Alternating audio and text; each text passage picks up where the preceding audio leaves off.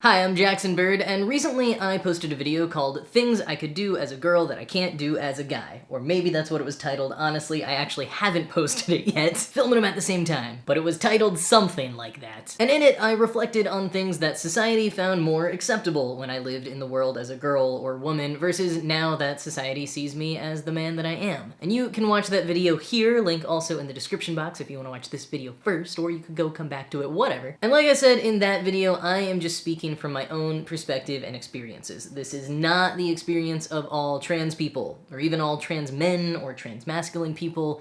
Definitely not of people of color, more visibly queer people, disabled people. All kinds of people will have all kinds of different experiences to mine because, unlike the last video, this video is a lot more about the privilege that I now have in society. Things I get to do now, or get away with, or don't have to think about because the world sees me as a man. Specifically, a white, able-bodied, often cis-straight passing man. In a way, this is a pretty heavy topic, so I'm gonna try to stick mostly just to things that I have experienced and things that are kind of analogous to stuff that I mentioned in the last video, instead of diving super into like the sociology of privilege and misogyny and all that kind of stuff. Keeping it a little bit lighter and probably sloppier in this video, so let's dive in. So the first thing that I can do now that I am read in the world as a man is walk home alone at night without worrying about things too much.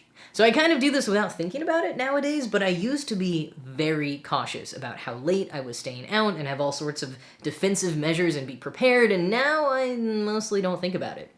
And it is wild to realize how late at night, sometimes, it can literally feel like a man's world. I mean, like, I can go for blocks and not see any women. And that is really disturbing because of everything that says. Now, admittedly, I do still have some low-key fears of getting mugged or someone having a problem with me. Like, I'm tiny. I am not gonna be able to hold my own in a fight no matter how many boxing classes I go to. I mean, maybe if I go to like a lot of boxing classes and get really good at it, but I'm far from that right now. I'm not too scared of getting targeted for being queer or trans, but also, I mean, like, I make a point not to look queer if I'm going to be walking around in public, especially at night, so okay, yeah, I guess I am actually scared. But it's still nothing on the level of what it was like before. You know, I can also go running by myself without being scared, sit at a bar by myself, just all kinds of general existing in public without worrying about men hitting on me or trying to take advantage of me things. I can network with men at business events without them thinking I'm flirting with them or them trying to use me. People don't assume that I am physically weak. Well, okay, actually, because I am so small, I am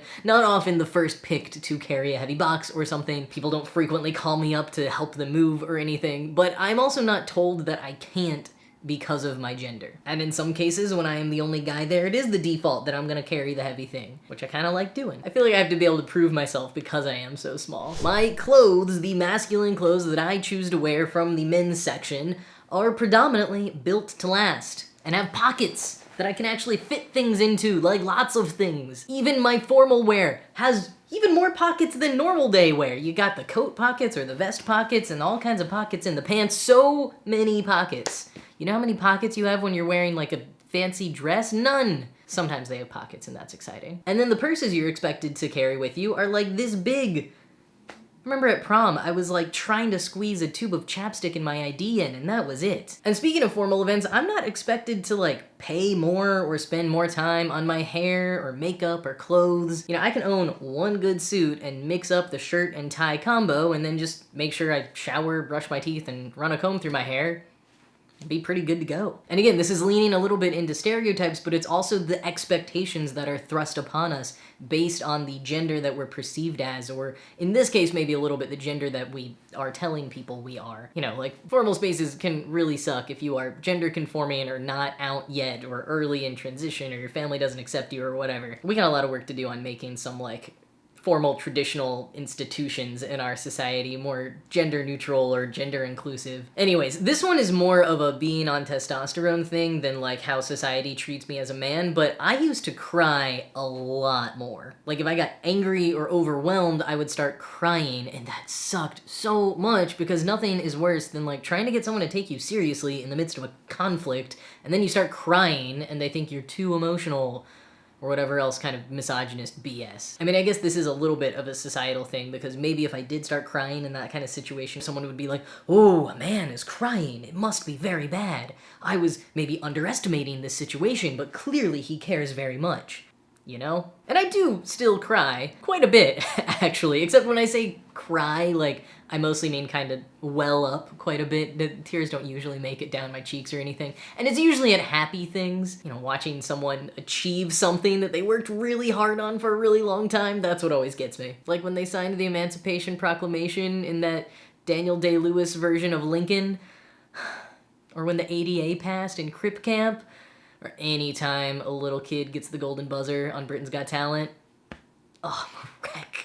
Absolutely wrecks me. But back to what we were actually talking about. Other things that I can do now as a guy that wasn't really acceptable or allowed in some ways when I was read in the world as a woman. And this does kind of go along with the crying, actually, but just generally being taken seriously. I mean, people listen to me more. They trust what I'm saying, as if I have some authority, even when I don't know what I'm talking about. I mean, I try not to talk about things that I don't know what I'm talking about, but people will just levy this sense of trust and authority on me that I don't deserve, or certainly don't deserve in more ways than I did before. And I try really hard to lift up other people's voices and bring them into a conversation. Like if a woman isn't being heard in a meeting, I won't repeat what she said over her without citing her. I'm not gonna he-peat. But I will use my voice to make everyone else shut up and listen to her, because the fact that they weren't is stupid, and we should stop that. And crucially, people listen to me when I say no. I have had to pretend to be my women friend's boyfriend several times because men wouldn't stop hitting on them until I said no. Never mind that my woman friend had been saying no the whole time. That one really gets me. That shouldn't have to happen. But moving on, so no doubt I have done a lot of work to be a better and kinder person over the years as I get older, and I am like much less angry since transitioning. But people used to think I was a total a-hole. And now I am often told how nice and caring I am. And I don't think I've changed that much. In fact, the people who really know me, like my good friends, will tell you I am still an a-hole sometimes. So I know I haven't completely changed. But men are just given more license to be rude or non-responsive, or just given the benefit of the doubt, you know, when they have something that's going on with them that's making them a little bit more withdrawn or on edge. Benefit of the doubt that is rarely given to women in those same situations. They're just perceived as like cold or rude. And it's the way that other men in particular think that I know what I'm talking about that still blows my mind sometimes. For example, I'm originally from Dallas, go Cowboys, and I learned the name of one player on the Cowboys.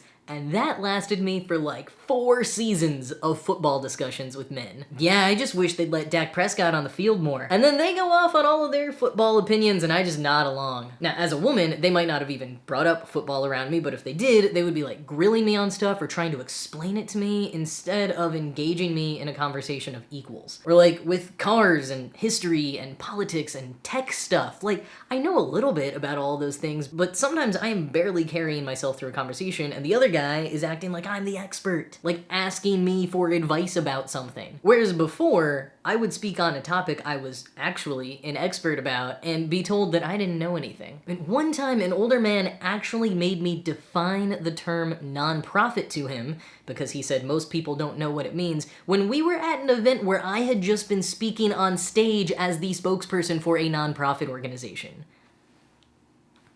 Men, we need to get our together. This next one isn't a completely positive thing, but in some ways it is for me. I am not expected to know anything about children or how to take care of them anymore. Now, I did not grow up with younger siblings. I was never a babysitter. Like, I truly know very little about caring for kids.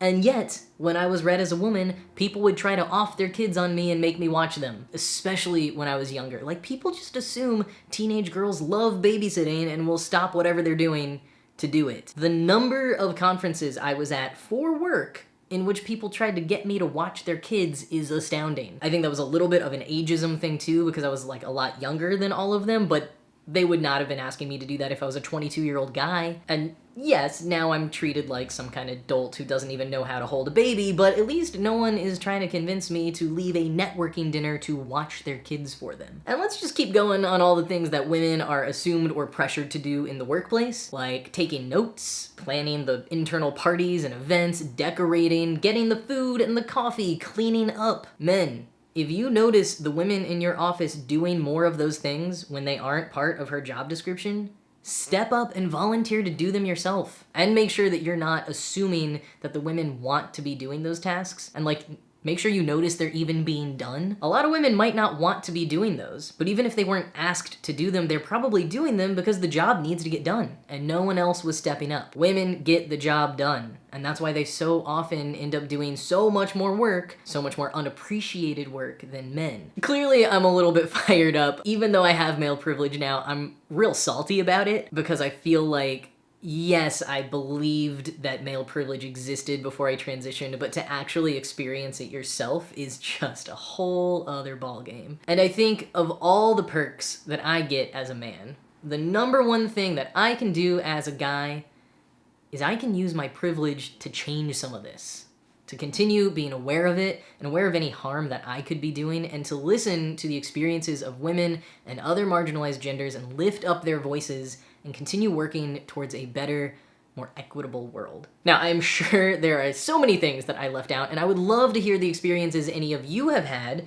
that I haven't had or forgot to mention, so please leave those down in the comments. And before I leave you, did you know that I host a daily podcast? It is called the Kottke Ride Home, a collaboration between Jason Kottke and Ride Home Media, and it is a 15-minute dose of good news every weekday. I dig up the coolest, weirdest, most hopeful, and interesting things that I find around the internet each day to break up all the chatter in your doom scrolling and remind you that people are still doing cool things, good is still out there, and the world keeps spinning, unless you're a flat earther. The Kottke Ride Home is available wherever you get podcasts, hosted by me. Go check it out. And also, I refreshed my merch store with my custom binders. 3-ring notebook binders, that is. You can pair them with my You Can't Erase Me pens and have a totally trans back-to-school supply lineup, whether you are returning to school in person or just virtually, or maybe you just want some office supplies. You can get both of those and more in my merch store, links below. And with that, thank you all so much for watching, and I'll see you next time.